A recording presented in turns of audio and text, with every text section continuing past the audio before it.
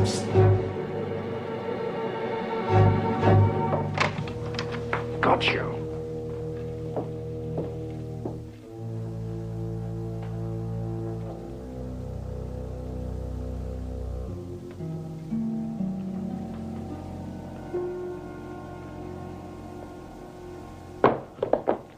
Now, look here.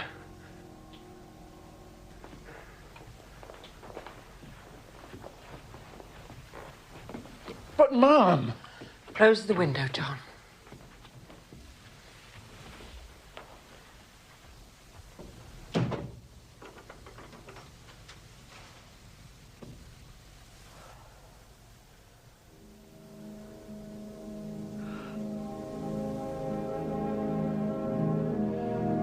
To Sherlock Holmes, she was always the woman, the beautiful Irena Adler, of dubious and questionable memory.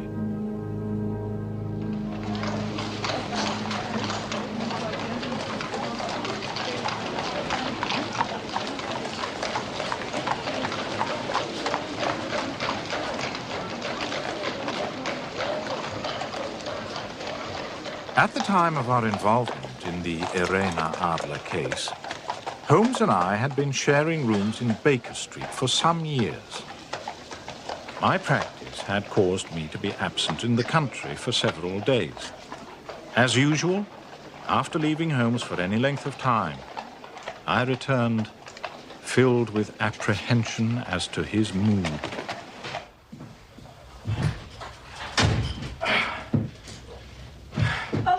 Oh, hello, Mrs. Hudson. Dr. Watson, just look at you half soaked to the skin. Yes, well, I'm not surprised. I have just spent 20 minutes standing in the pouring rain waiting for a cab. Won't do that old wound of yours any good getting so wet, Doctor. No. Just take this coat and your hat. See that they're properly dry. Mrs. Hudson, I haven't eaten all day. Do hope supper will be up very soon. That's very doubtful. I don't know what's come over Mr. Holmes. He seems to be all on edge. I'm not to bring up supper until I'm called. Those are his orders. Thank you, Mrs. Hudson.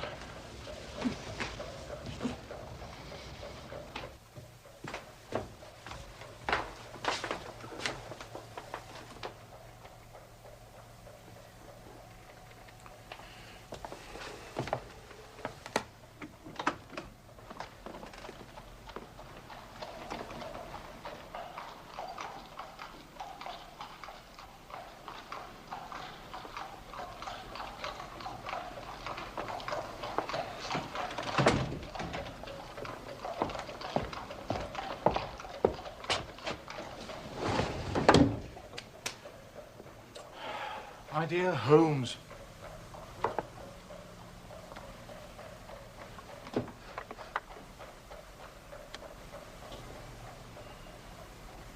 What is it tonight? Morphine or cocaine?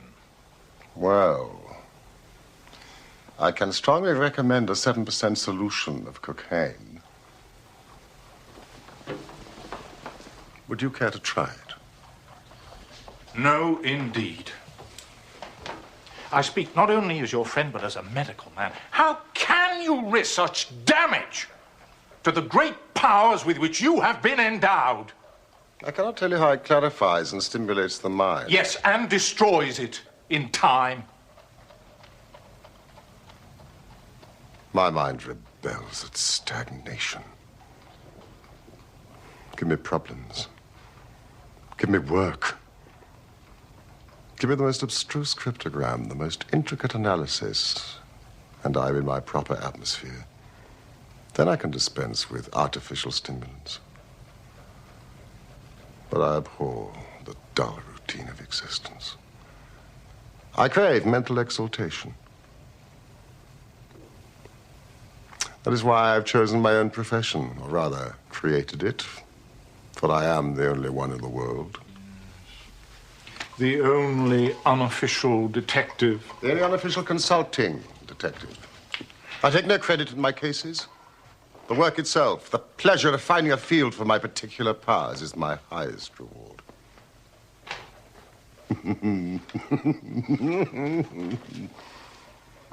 You can close that drawer. You have made the wrong diagnosis, Doctor. I have my stimulant here.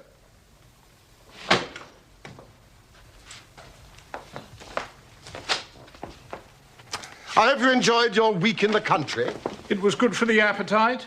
Incidentally, I do wish you would ring for supper.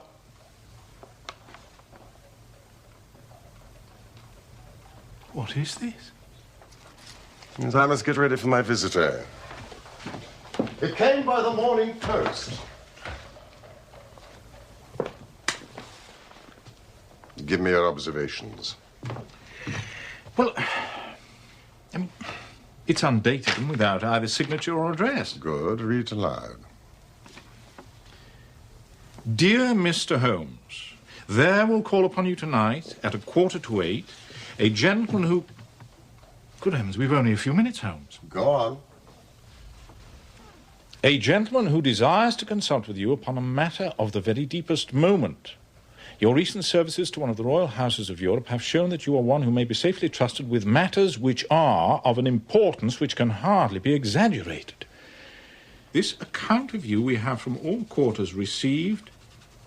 Be in your chamber, then. Good heavens, this is a mystery indeed. What do you imagine it means? Well, I have no data yet. It is a capital mistake to theorize before one has data. But the note itself, what do you deduce from it? It's a man's writing. Good. Presumably well-to-do. It's expensive paper, this. It's peculiarly strong and stiff. Peculiar, that is the very word. It is not English paper at all. Hold it up to the light. Ah. Large E, small g, large P and G with a small T woven into the texture. And that is? Maker's monogram. Excellent, Watson. Come along. Let us consult our Continental Gazetteer. Your cigars. You see, I was not unmindful of your return. Oh. Would you care for some whiskey? Later, perhaps, when we've eaten. The monogram is an abbreviation for Papiergesellschaft, which is the German for paper company. And the E.G. Eglonitz Egria. A German-speaking district of Bohemia, noted for its numerous glass factories and paper mills there. Bohemia. The kingdom of Bohemia. And the note is written by a German. You see, this account of you we have from all quarters received. Only a German is so uncourteous to his verbs. So we are to expect a German from Bohemia. Here he is. Drawn by a pair. A nice little broom. There's money in this case, Watson, if there's nothing else. Holmes, I think your visitor will want me out of the way. Not a bit, Doctor. Stay where you are. I am lost without my Boswell. But he sounded so secretive. I may need your help, and so may he. Now stay in that armchair and give me your full attention. Here he comes.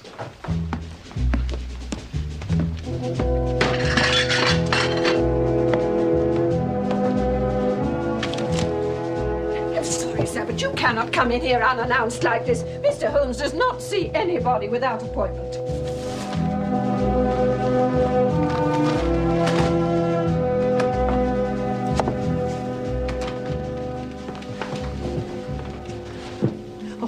Sorry, Mr. Holmes. There was nothing I could do. It's perfectly all right, Mrs. Hudson. If you would kindly leave us and close the door. Thank you.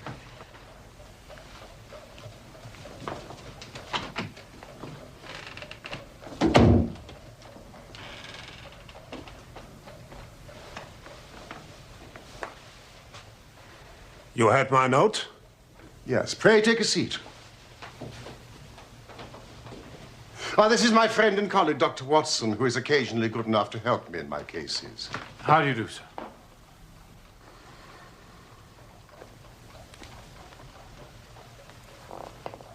Whom do I have the honor to address? You may address me as the Count von Kramm, a Bohemian nobleman. I should much prefer to communicate with you alone. No, it is both or none. You may say before this gentleman anything which you may wish to say to me. Very well, I take your word that he is a man of honor and discretion. But I must begin by binding you both to absolute secrecy for a period of 2 years. Indeed. At the end of that time, the matter will be of no importance. At present, it is of such weight that it may have an influence upon European history. I promise. And I. You will excuse this mask. The august person who employs me wishes his agent to be unknown to you. In fact, I may confess that the title I've given you is not exactly my own. I was aware of that.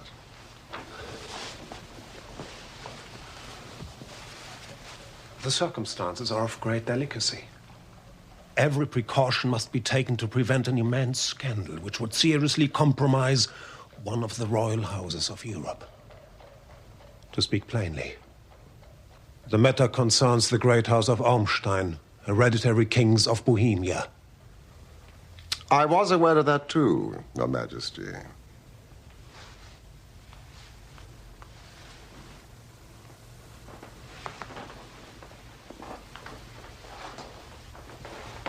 You are right.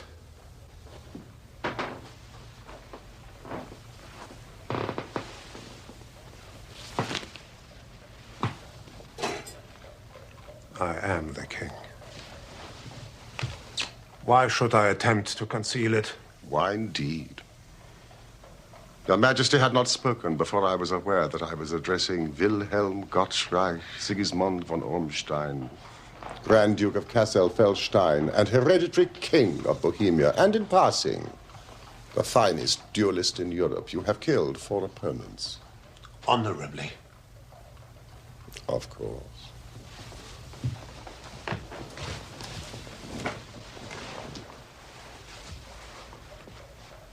The facts are briefly these. Some 10 years ago, during a lengthy visit to Warsaw, I made the acquaintance of the well-known adventuress, Irene Adler. The name is no doubt familiar to you. Kindly look her up in my index, will you, Watson? So, I deduce that Your Majesty became entangled with this lady, wrote her some compromising letters, and is now desirous of getting them back. Precisely so. But how could you know that? Abineri, Italian General Staff. Adler Irena, born New Jersey, 1858. Is this the lady? New Jersey, let me see. Singer, contralto, appeared at La Scala, opera houses Petersburg and Warsaw. Retired from the operatic stage, now living in London. Makes occasional concert appearances. That is the lady.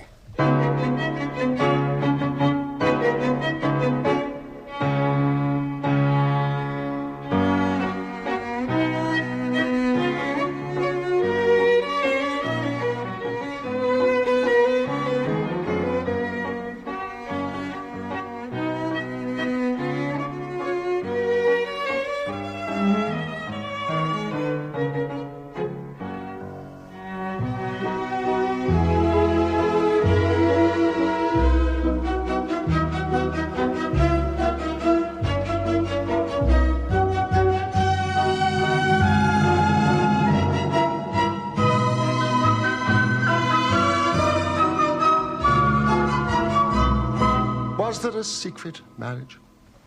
None. No legal papers or certificates? None. Then I fail to follow, Your Majesty. If this person should produce your letters for blackmailing or other purposes, how is she to prove their authenticity? There is the writing. Poo-poo forgery. My private writing paper. Stolen. My own seal. Imitated. My photograph. Bought. We were both in that photograph.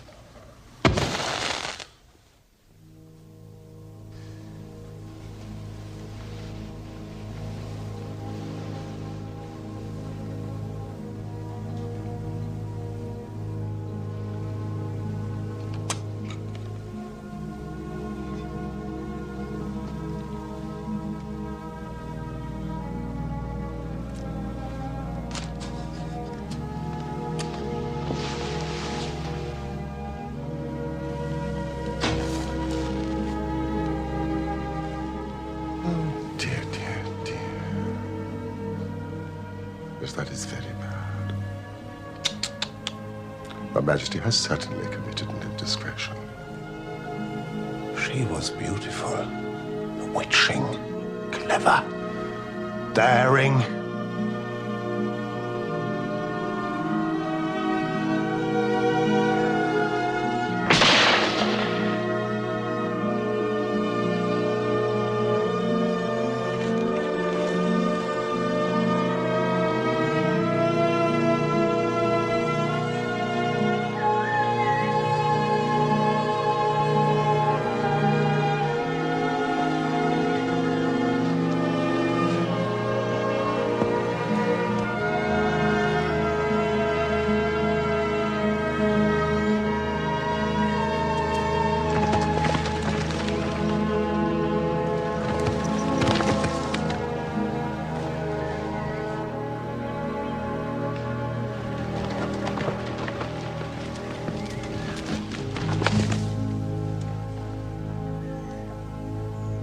I was only Crown Prince then.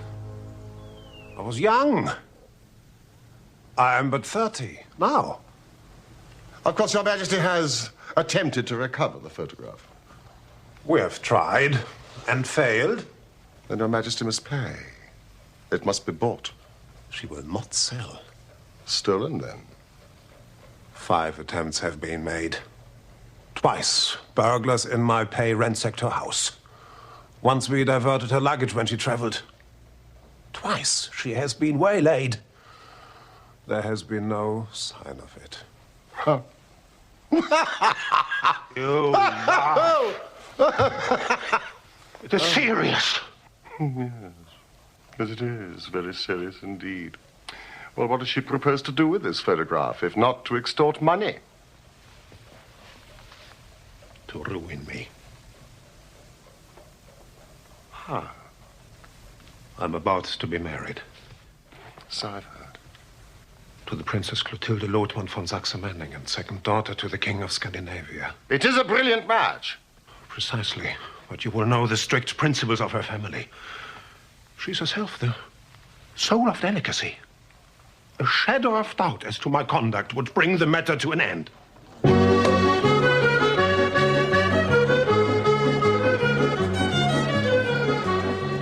And Irena Adler Threatens to send them the photograph. And she'll do it. She has a soul of steel. She's more beautiful than any other woman I've known, more resolute than any man. There are no lengths to which she would not go, none, to prevent my marriage to another woman.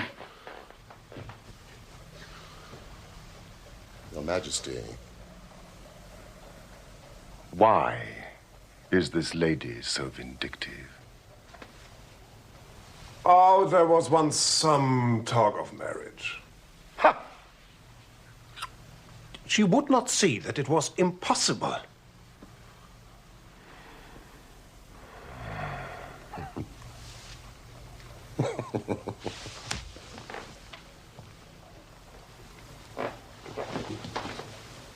You are sure that she has not sent the photograph yet? I am sure. Why? It may be on its way at this very moment. Because she has said that she would send it on the day when the betrothal was publicly proclaimed. That will be next Monday. And I must leave London on Friday to be home for the ceremony. Ah, then we do have 3 days. Well, that is very fortunate, for I do have other matters in hand. Where can I find Your Majesty in London? It's the Langham Hotel. As the Count von Krumm, remember? Yes, of course. And as to expenditure?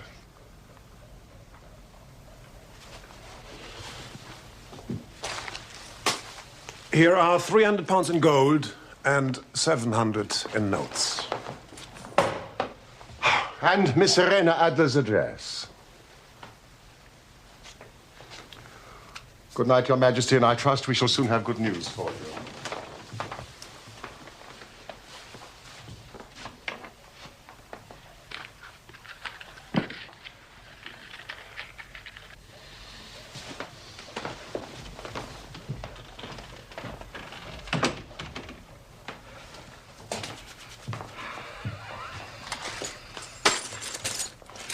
Holmes.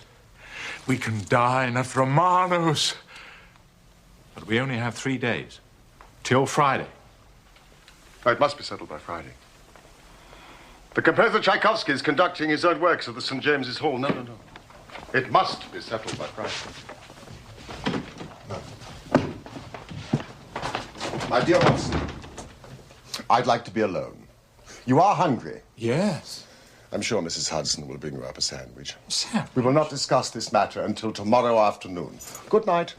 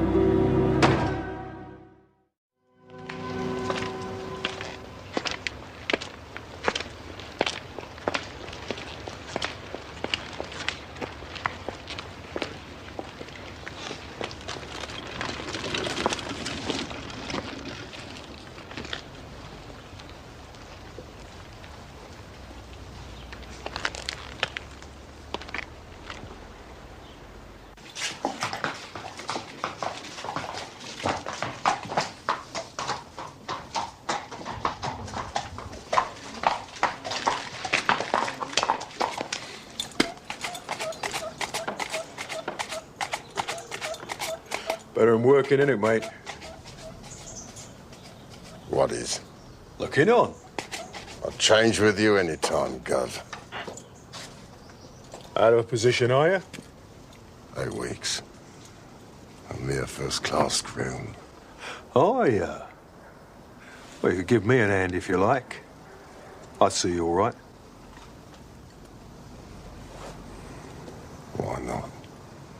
Give her the price of the booze. I thought it was a booze. Strap the mare. Show us what you can do.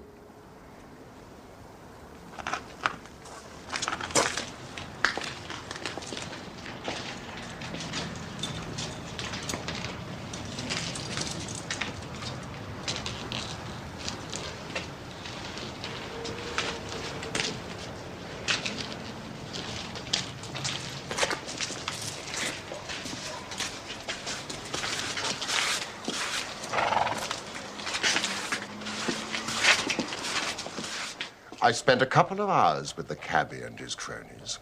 Miss Irene Adler has certainly turned all men's heads in those parts.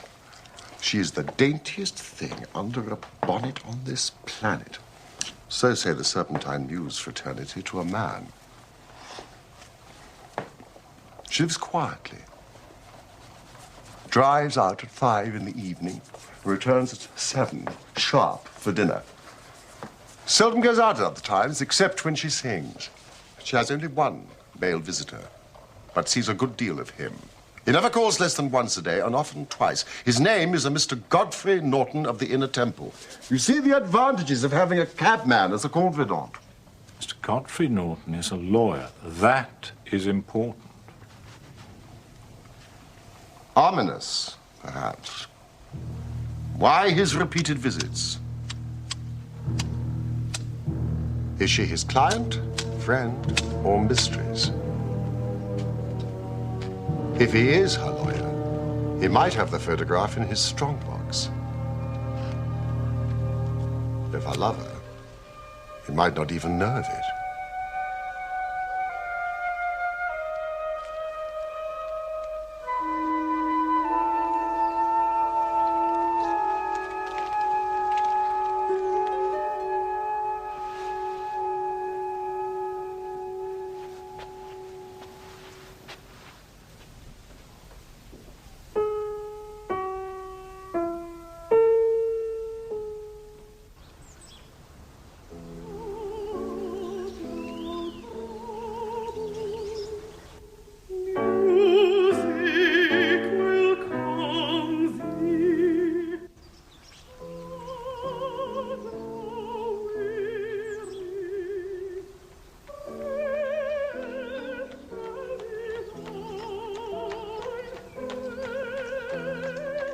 She had just begun to sing.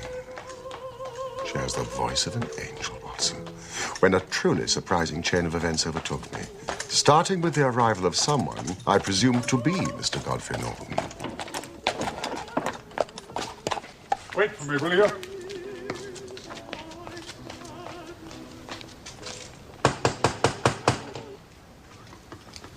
Fetch your mistress's carriage.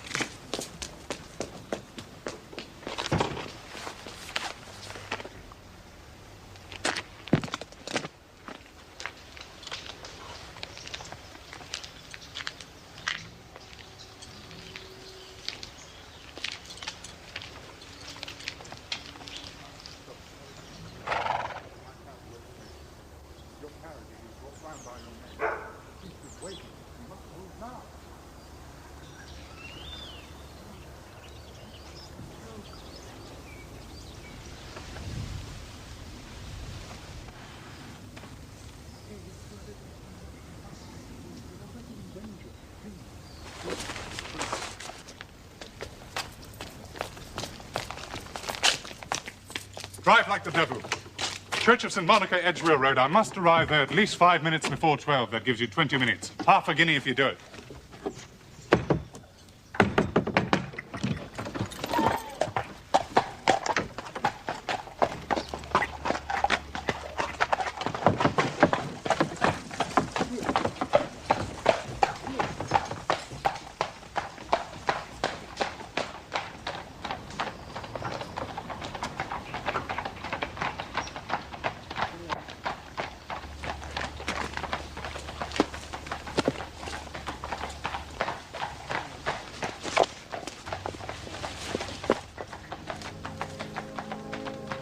She is a lovely woman, Watson, with a face that a man might die for. Face a man might die for. Unusual language for you, Holmes. A metaphor, Watson, nothing else. I was just about to sprint after a landowner and perch on the back when another cab came through the street. He looked twice, such a shabby fare. But I jumped in before he had time to object. Showed him a handful of sovereigns and promised him one if he would get me to the Church of St. Monica within 20 minutes. Now, I don't think that I have ever been driven faster in a cab. But they were there before us.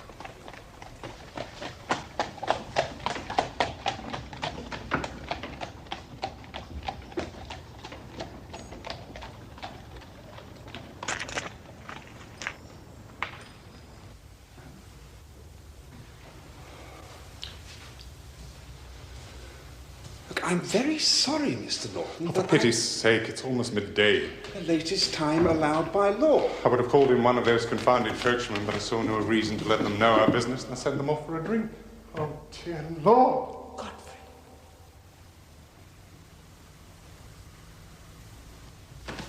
You, come here, man. Yes, I mean you. We've only a few minutes left, or it won't be legal. Come, man, come!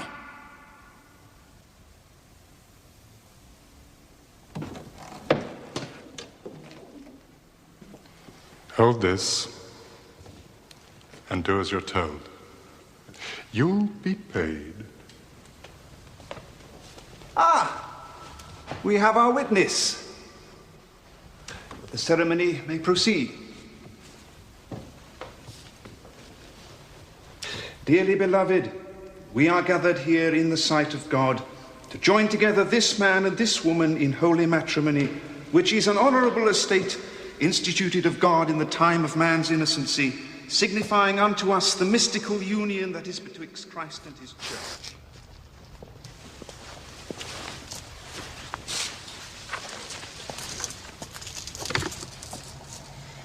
Irena. I allowed you to persuade me. Now you must allow me to persuade you. I shall see you tomorrow. At the very first moment. I love you.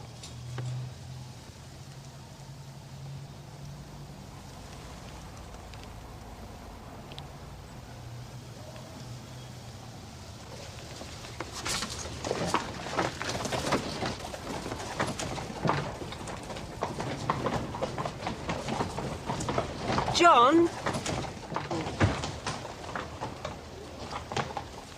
Hey, you!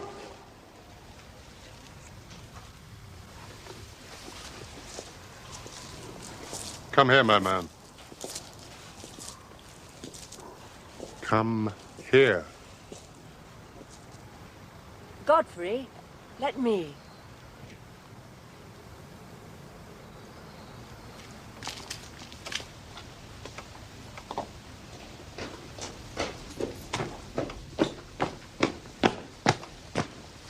Sir, I want to thank you for being so miraculously present when we needed you. How fortunate that you have remained close by. Well, I'm in no hurry, Mom. I hope you will accept this. I don't need no tip, Mom.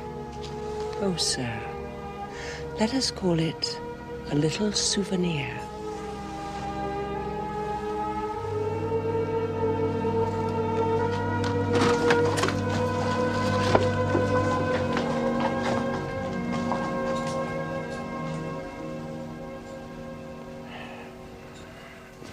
She gave me a sovereign. Here it is. What an extraordinary turn of events. I shall wear it on my watch chain in memory of the occasion. And what now? Well, during the ceremony, I thought my plans had been overthrown. If they had made an immediate departure, it would have necessitated the most prompt and energetic measures on my part. But he went back to the temple, and she went to her own home, thus giving us time to act. How? Doctor, I shall require all your courage and alertness. I should be delighted. You don't mind breaking the law? Not in the least. Nor running the chance of arrest? Not in a good cause. Oh, the cause is excellent. Well, then I am your man. Splendid.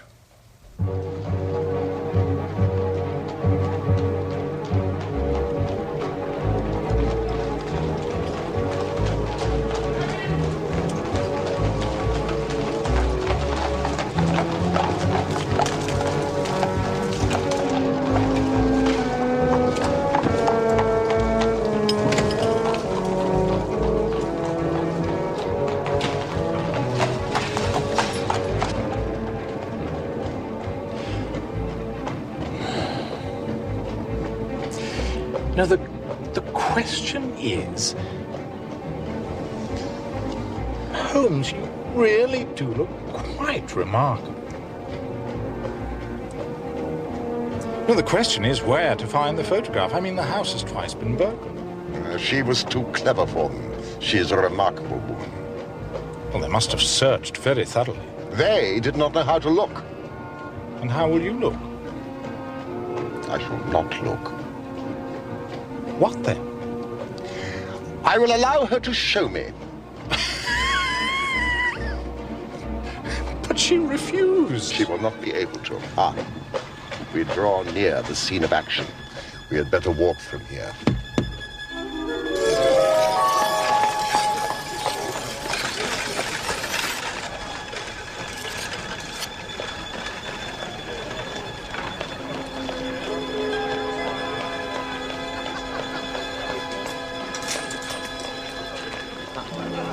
You know your instructions.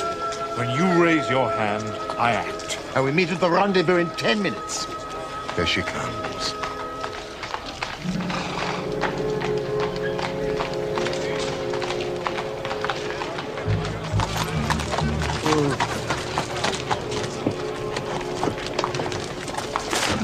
Oh, no, you don't have it. I was here first. I opened the door, lady. You never know it was me. Clear off, you two.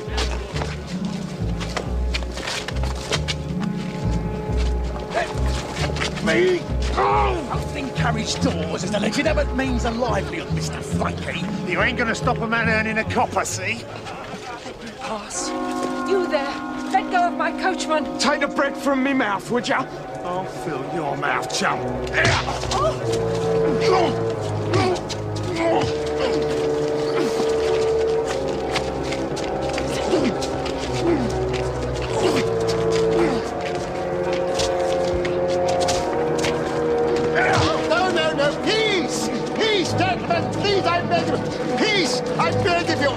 I must protect you.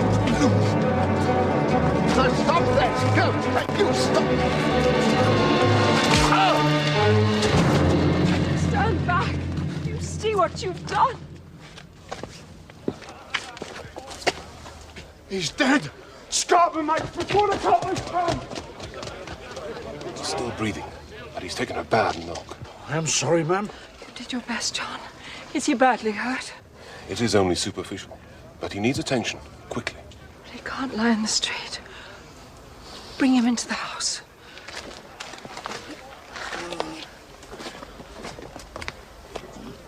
All right, sir.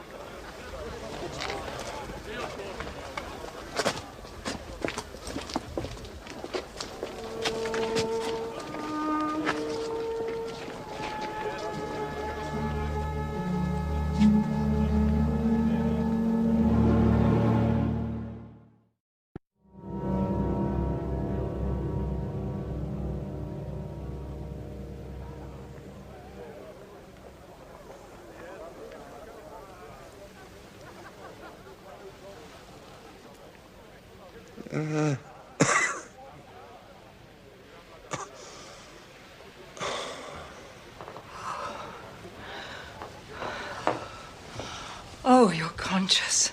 Thank goodness. You are a brave man. Over here, Willard.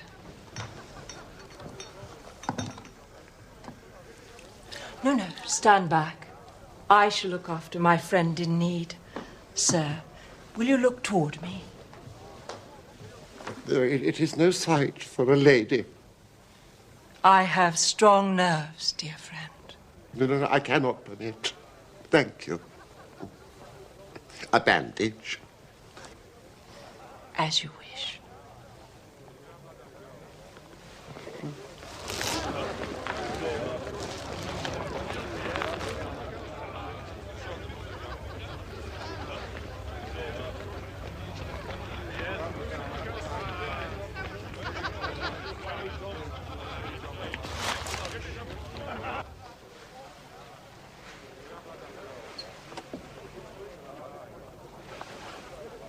I'm so relieved that your wound isn't serious. Well, it is but shallow, and the concussion wears off.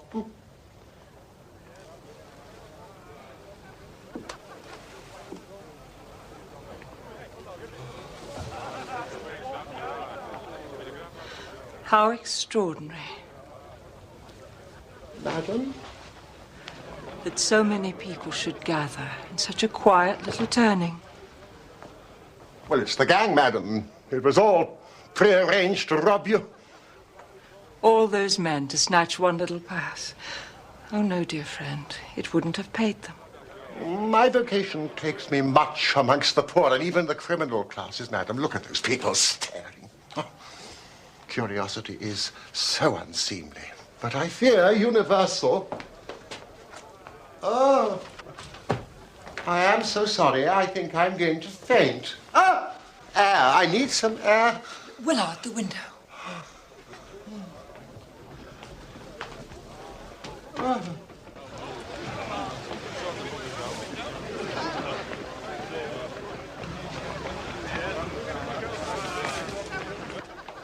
Some drinking water. Are there any smelling salts?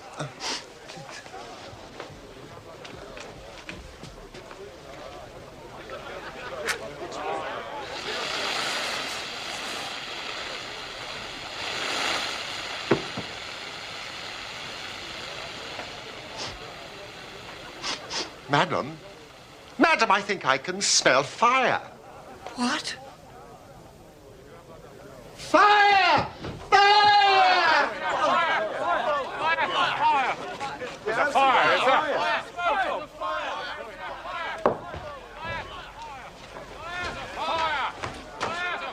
Madam, come out of here quickly. I'll take care of the old gentleman. I can't breathe. It's a false alarm. It's a false alarm. Look. It's a trick. It's a trick. Tell them. Tell them.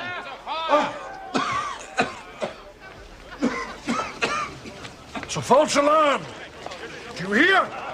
We do not need the fire engine.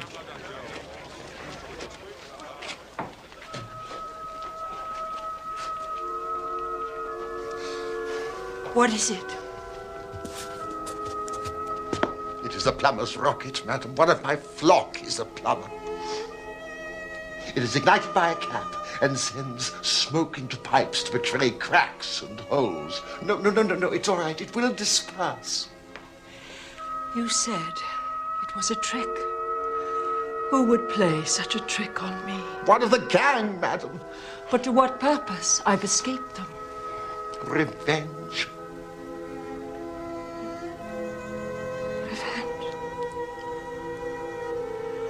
Are there such wicked people? There are people in this world, madam, to whom revenge is in itself a reward. I cannot imagine such feelings. I'm sure you cannot, madam. I am feeling more myself. I must be on my way. Oh, please stay. Some refreshment. Well, one of my flock expects me. Won't you let my carriage take you? Oh, no. The air will aid my recovery. At least your name, your address. That I may thank you adequately. Well, I am just a humble servant, madam, of the all-seeing Providence. Good night.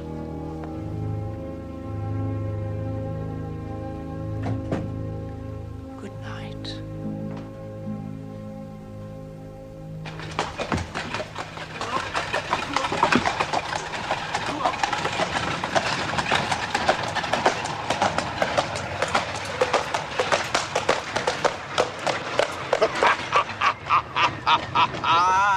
You did it very nicely, Doctor. You have the photograph? No, but I know what it is. How did you find out? She showed me, as I told you she would. The trouble is, it still remains in her possession. You may have lost your one chance, Holmes. No. I shall call early tomorrow morning.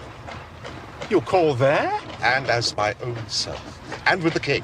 The king? And with you, Watson. You must be a witness at the end of our quest.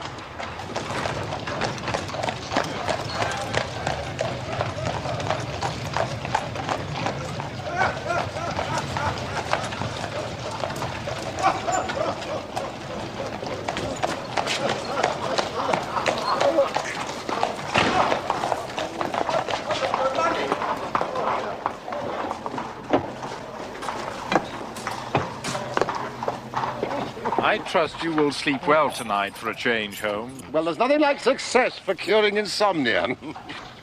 Good night, Mr. Sherlock Holmes. Watson. Holmes.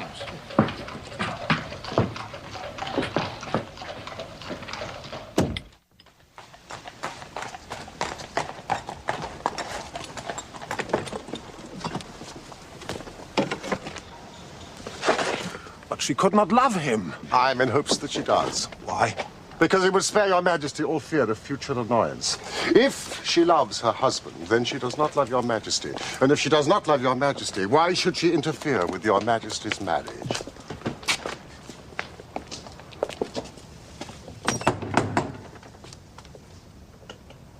Mr. Sherlock Holmes, I believe. I am Mr. Holmes.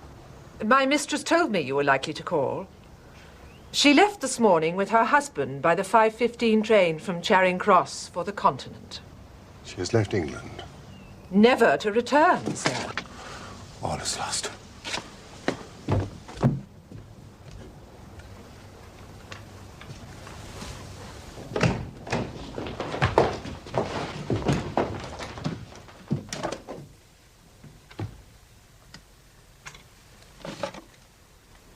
Wir sind gerettet.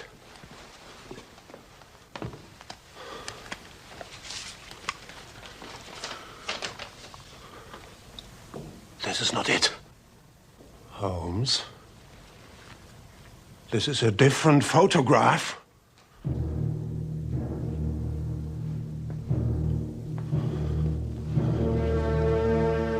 Do you hear me, man? The letter. It is addressed to me. My dear Mr. Sherlock Holmes, you did it very well. You took me in completely until after the alarm was fired, I had not a suspicion. But then, when I found that I had betrayed myself, it flashed into my mind that I had been warned against you months ago. I had been told that if the king employed an agent, it would certainly be you. Yet, with all this, you made me reveal what you wanted to know. Even before, when the presence of so many people in the street had sounded an alarm in my instinct, I could not think evil of such a dear, kind old clergyman. But you know, I have been trained as an actress myself, and male costume is nothing new to me. Yes, it was I who followed you to your door, just to make sure that you really were the celebrated Mr. Sherlock Holmes. It was I who rather imprudently wished you good night. Then I started for the temple to see my new husband. We had married in secret in case we needed to leave the country to elude the king. Your appearance on the scene was the signal for flight. You are too formidable an antagonist.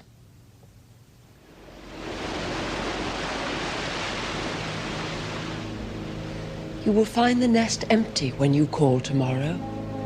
As to the photograph, your client may rest in peace.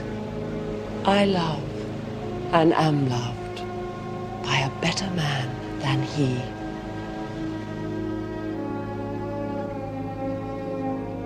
The king may...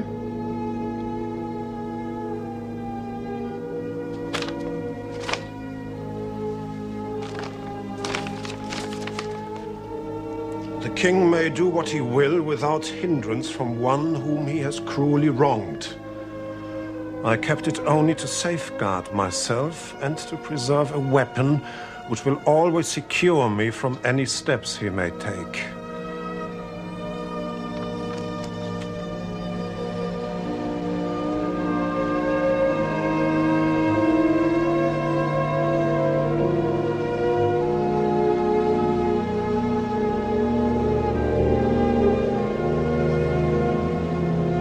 There is more. I leave another photograph which he might care to possess. And I remain, dear Mr. Sherlock Holmes, very truly yours. Irena Norton, née Adler. What a woman. What a queen she would have made. Is it not a pity she was not on my level? From what I have seen of the lady, yes, indeed, she is on a very different level to your majesty. I am only so sorry that I have failed in my commission. On the contrary, my dear sir, nothing could be more successful. I know that her word is inviolate.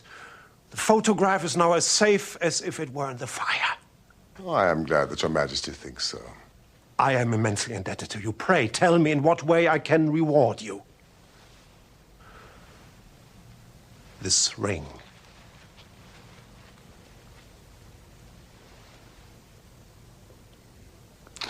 Your majesty has something which I should value even more highly. You have but to name it. This. Irene's photograph. Certainly, if you wish it. Then I have the honor to wish your majesty a very good morning.